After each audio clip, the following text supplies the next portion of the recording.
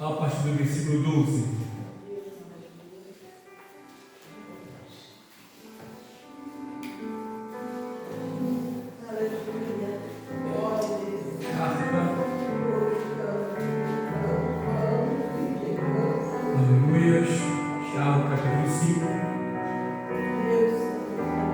Do versículo 12 a qual diz assim: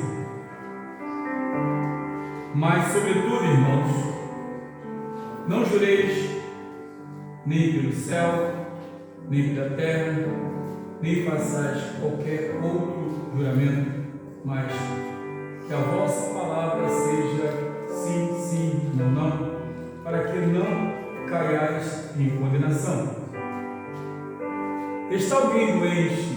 Está alguém entre vós aflitos? Olha, está alguém contente? Cante louvores. Está alguém entre vós doente? Chame os presbíteros da igreja e orem sobre ele, ungindo com azeite em nome do Senhor. E a oração da fé salvará o doente, e o Senhor o levantará.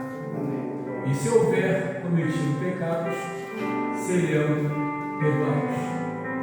Confessai as vossas culpas uns aos outros e orai uns pelos outros, para que sareis.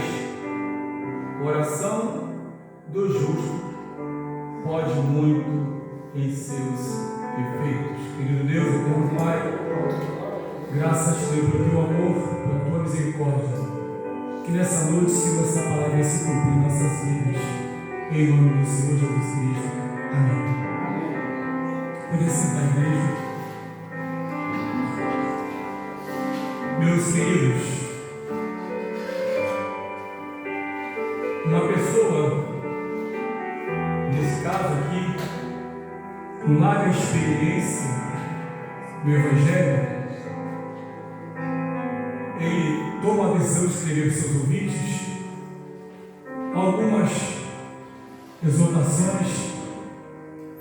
Ele exorta sobre a língua para guardar, e ele exorta sobre a humilhação.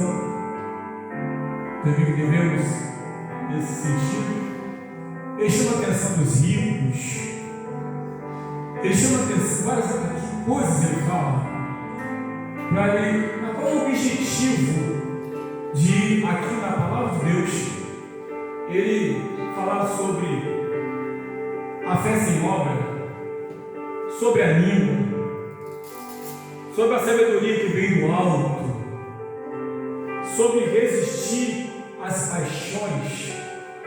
Qual o objetivo dele falar sobre humilhai-vos, sobre os maus ricos, sobre a paciência?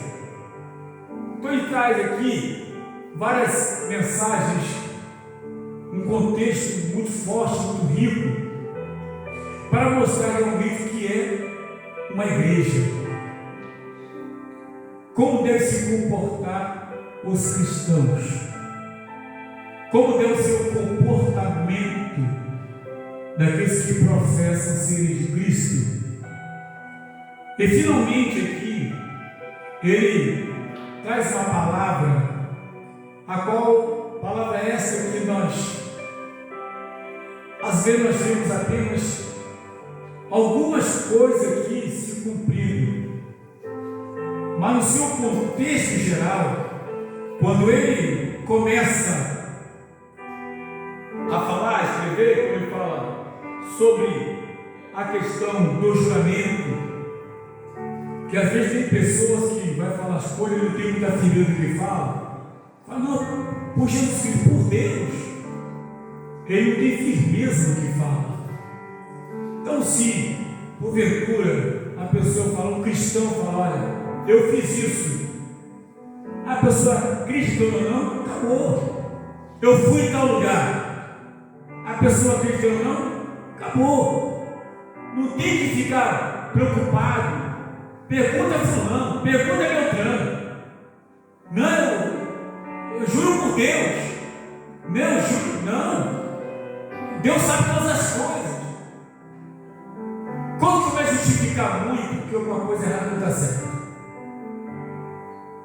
o cristão, ele sabe o que fala, como fala, a hora que fala, com quem fala, por que fala, aonde fala. Porque isso é o único processo cristão. E aqui ele deixa claro que o comportamento do cristão deve passar confiança àqueles que o ouvem, deve passar firmeza.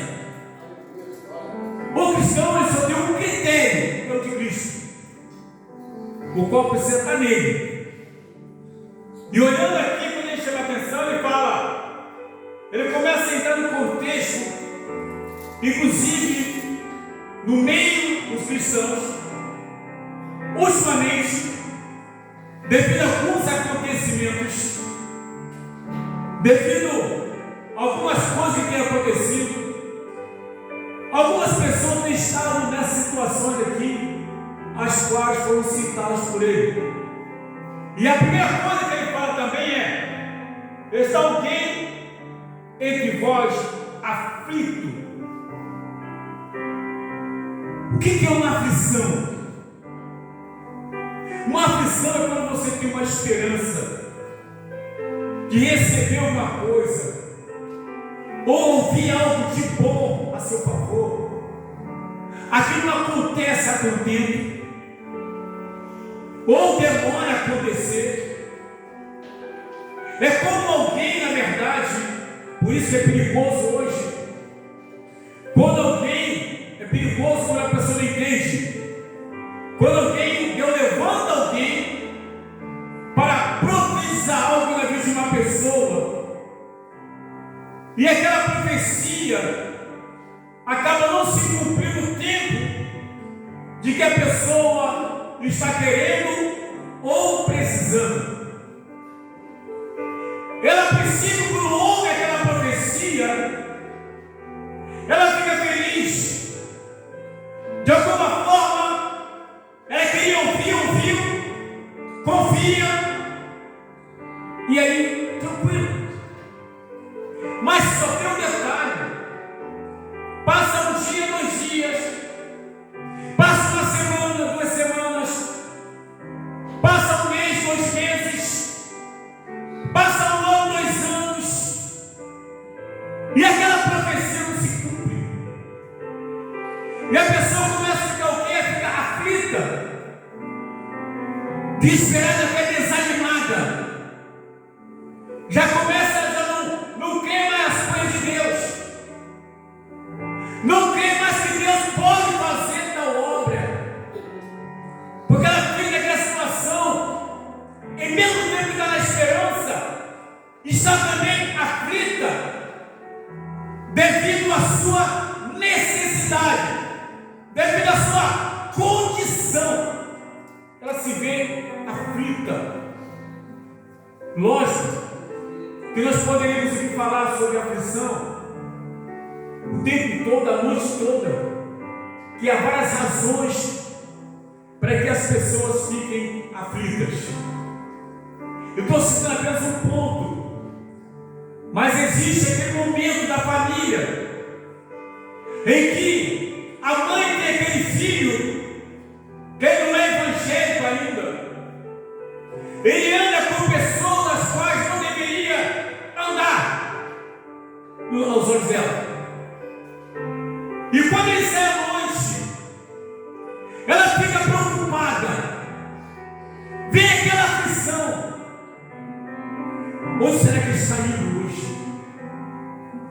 Onde ele está agora? Com quem ele está andando? Ela até ora, mas aquela aflição não sai.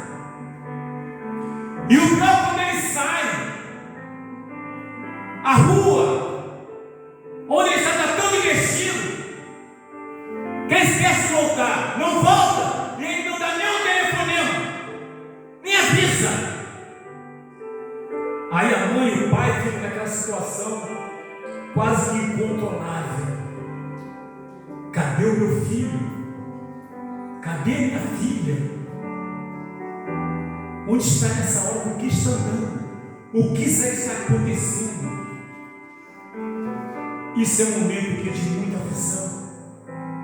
Mas aí, querido, isso acontece às vezes é o sábado. E no domingo pela manhã, aquela mãe, aquele pai, vem para a igreja, para a escola bíblica dominical, mas aflita e aflito, ou aflitos, e você percebe que aquela pessoa não está bem.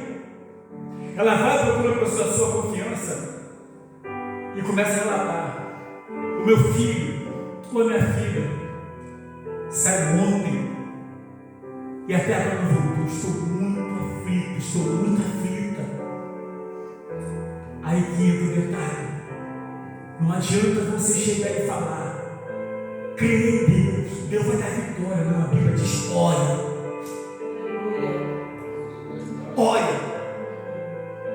Não adianta questionar e dizer você não é crente. Não adianta dizer Deus está presente, Deus sabe todas as coisas, Deus sabe onde está. Ore, Senhor, tenha misericórdia da tua filha. Senhor, tenha misericórdia do teu filho. Senhor, tira essa aflição, tira essa preocupação. Porque essa aflição vem pelo excesso de zelo que o pai e a mãe têm pelo filho. Não quer receber uma notícia ruim. Não quer receber algo que vai te contrariar, vai te entristecer. Nós somos pais e sabemos disso. Nós somos pais e sabemos muito bem o que é isso. Como a gente fica. A orientação que ele dá aqui para a igreja é exatamente isso. Está alguém de voz aflita? Ore. Está alguém doente, contente? Cante louvores. Está alguém contente? Louve a Deus. Adore a Deus. A Bíblia nos fala, em Salmos de número 40, verso 3, o salmista fala: e colocou um cântico novo na minha boca. Isso vai lembrar de uma irmã, a irmã Neuza, hoje dorme no Senhor. Ela, uma pessoa assim, grande, alta, forte, toda, mas chorava igual um bebê, chorava toda. Uma música, chorava. E ela trabalhava junto com a minha esposa de oração. Trabalhava junto as duas. E ela não sabia ler, não sabia escrever, e nada. E de repente ela chega na igreja, tem um privilégio, irmão, eu vou cantar um hino que Deus me deu, eu estava no tanque lavando roupa. Lavando roupa. Assim mesmo, eu vou cantar esse hino. O hino deste tamanho só tinha uma estrofe. Repetia 3 vezes essa estrofe. Quando ela começou a cantar aquele hino, agora desceu na igreja. Foi um cântico novo que eu botou na boca da tua serva. Aí não tinha que não ficasse alegre. Aí não tinha que não ficasse feliz. Alguém que estava contente, aquele hino deixou mais contente ainda. Aleluia. Se a igreja estava glorificando, glorificou mais ainda. Porque não era uma compositora, porque não era uma cantora, não era famosa, era uma simples pessoa, humilde pessoa, que estava naquele tanque lavando a sua roupa.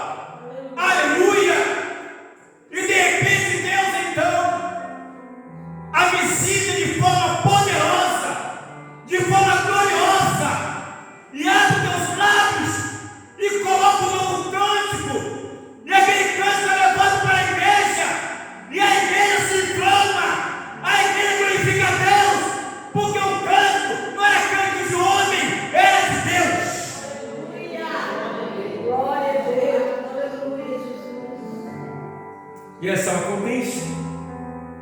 Ela estava contente. Então cantou louvor. E toda a igreja acompanhou.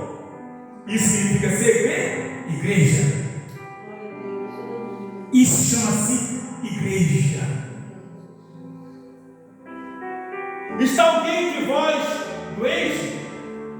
Chame os presbíteros da igreja e olhem sobre ele, ungi-lo com azeite em nome de Jesus.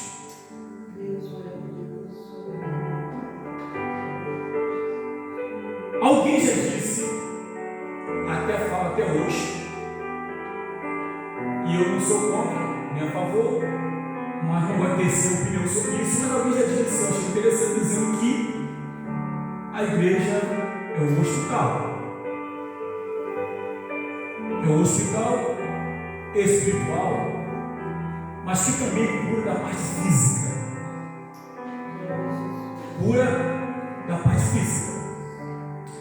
E quando ele fala aqui igreja, ele não fala apenas de um local, 4 paredes erguidas, de alvenaria e telhado.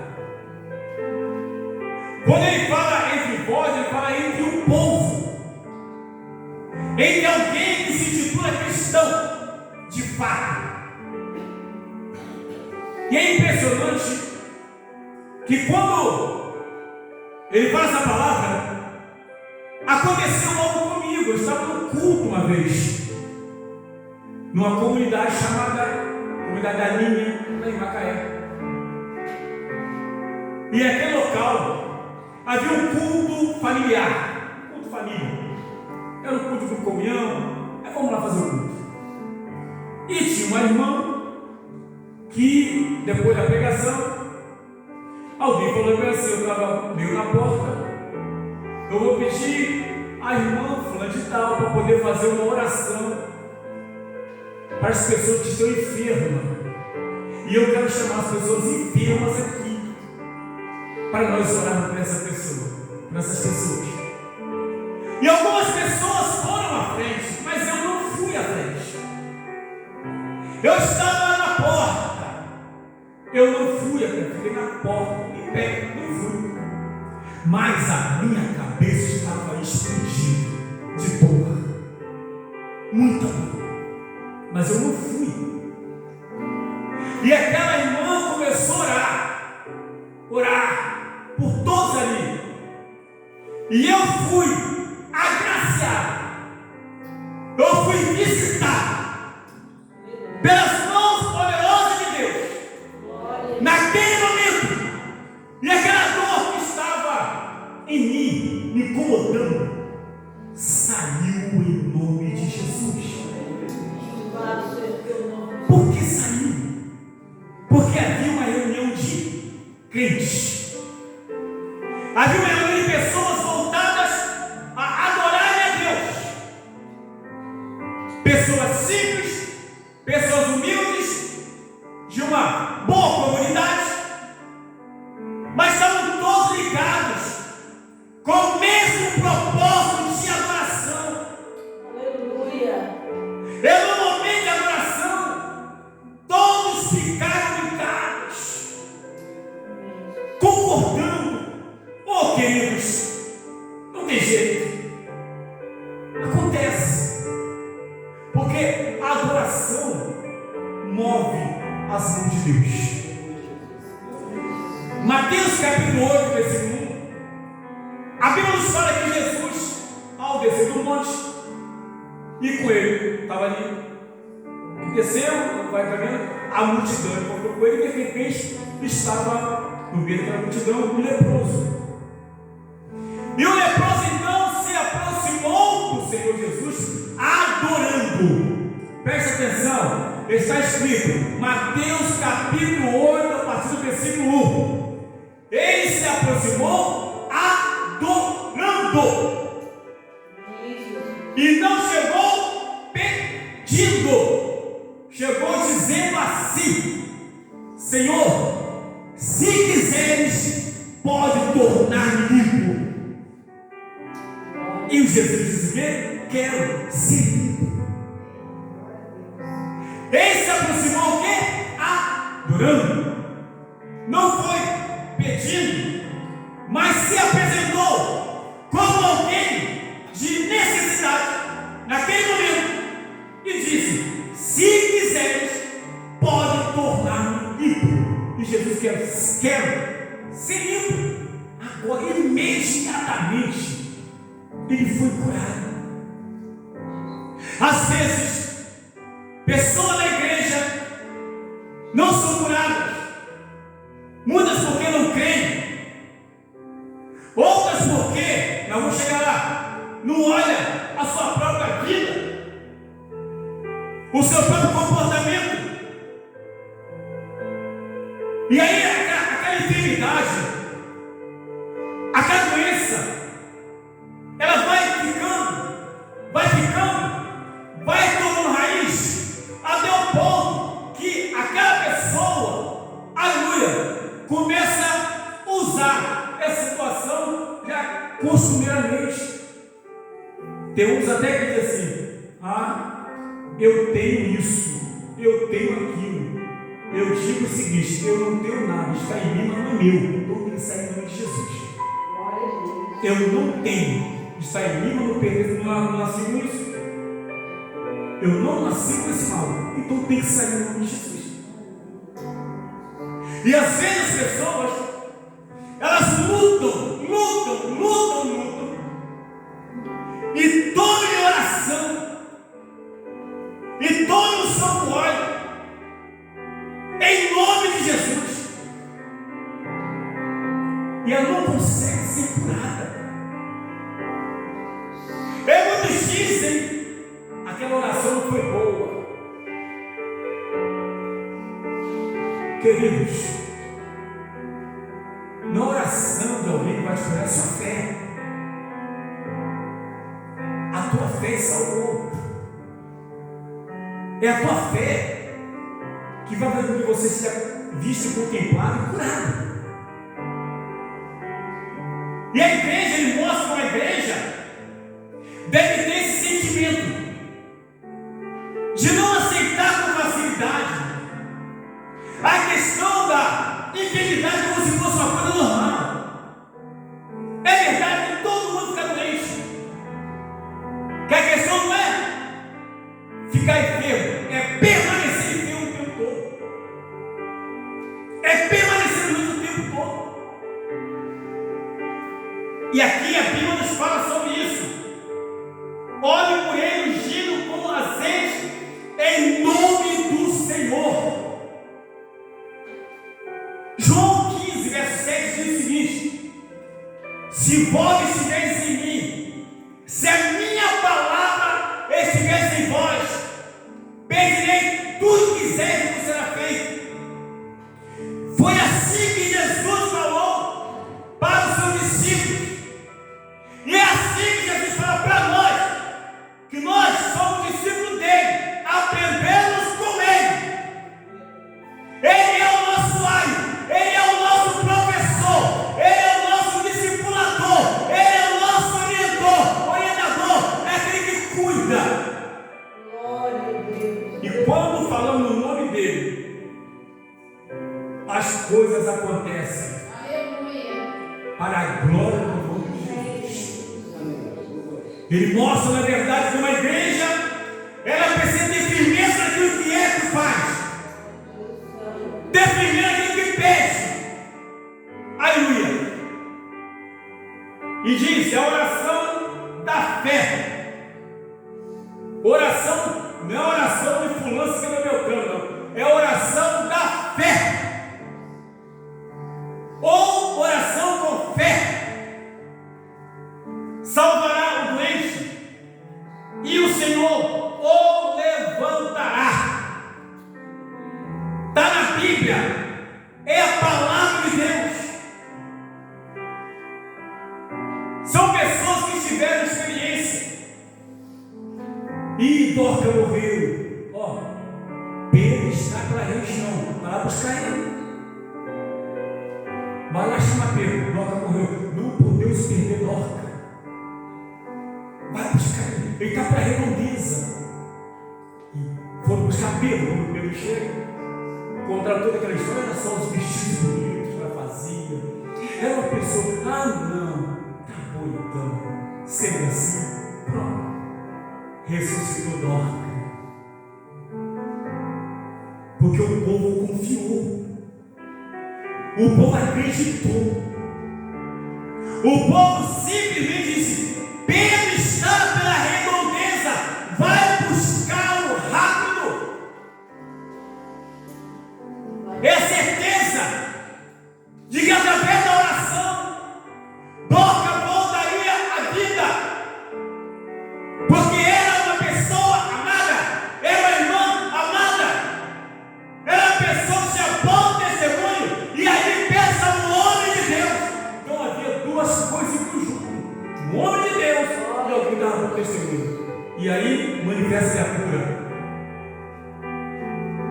Mas também a Bíblia diz que, aleluia, ainda tem, e se houver cometido pecados, serão perdoados. Agora, confessai as vossas culpas uns aos outros e orai uns pelos outros, para que saíis. Primeiro a cura da alma. Primeira cura da alma, confessar. Errou, pecou, sempre conversa. Tipo, o irmão precisa, irmão, eu por mim, mas antes eu preciso confessar algo que eu errei. Não ore antes, ore depois.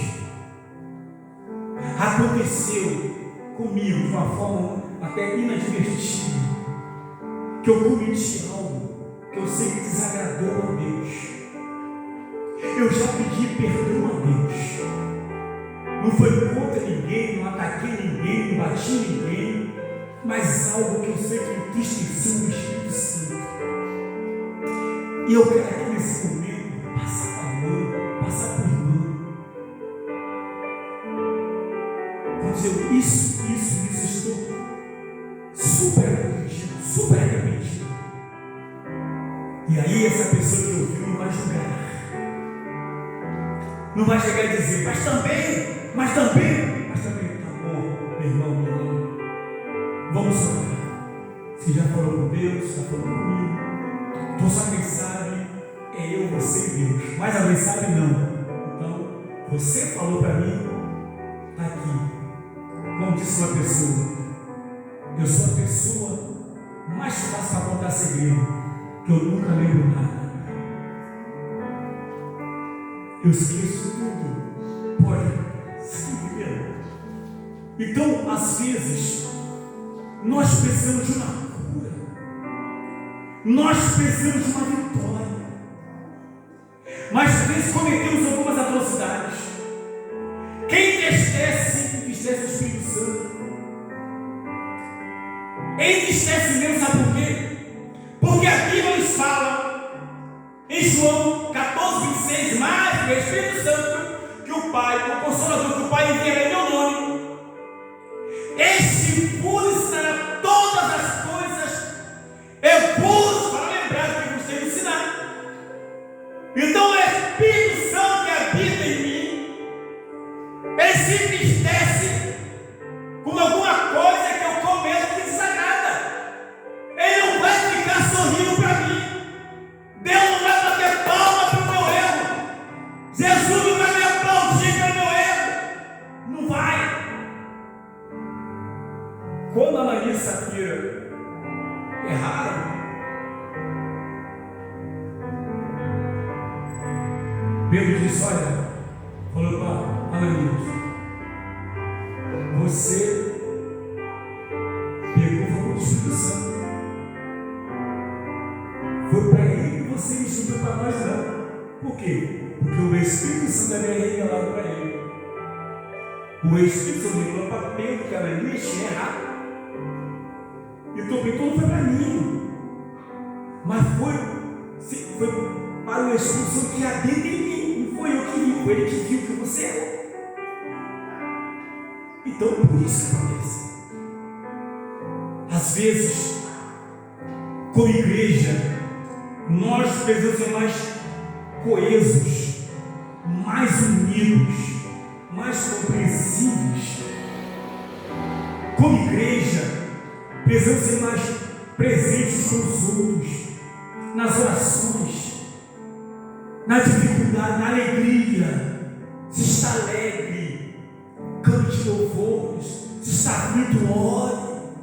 Se está doente, ore para a pessoa doente. Agora, se errou, confesse. Não empurra para debaixo da mesa, vai no tapete. Bota para as caras. Quando fazemos isso aqui, é uma receita. Isso aqui é uma receita do céu. Não é uma receita de bolo, não é uma receita de comida, é uma receita do céu para uma igreja que verdadeiramente quer ser sarada. É uma receita do céu para uma igreja que verdadeiramente é de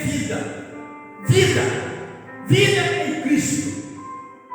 É uma receita do céu para quem realmente, aleluia, tem o prazer de glorificar a Deus, de exaltar o nome do Senhor.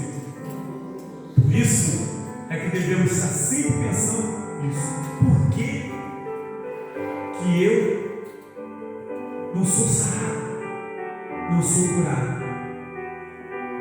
Os irmãos sabem que eu não sou de ficar doente, mas eu às vezes fico aflito. E essa aflição mexe com o meu psicológico. Então os irmãos têm uma ideia. Esse dia eu estava aflito. Estava deitado. E eu deitava e começava a tossir. Eu tinha que ficar sentado. Eu tinha que dormir. Aí ela falava comigo: você não quer passar um vídeo, não? Quero não. É bom que alivie. Levantei e fui para o joelho. Fui conversar com Deus. Eu estava aflito. Porque quando acontece como eu penso que tem que acontecer, eu fico aflito. Eu tenho andado um pouco aflito, mas um pouco mais leve. E eu, quando fico atacado psicologicamente por algum problema, ou eu fico uma semana com febre nervosa, ou eu fico tossindo quase uma semana, eu sei, a primeira coisa que eu faço: orar e me tranquilizar. Orar e me tranquilizar e botar nas mãos de Deus.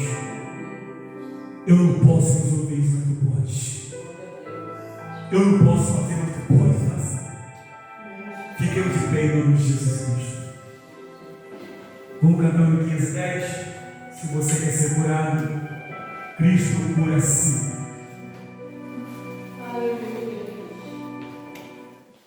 Aleluia. Hino 510. Glória a Deus. Aleluia. Você vai cantar esse hino profetizando a sua cura. Em nome de Jesus Cristo. Amém. Glória a Deus.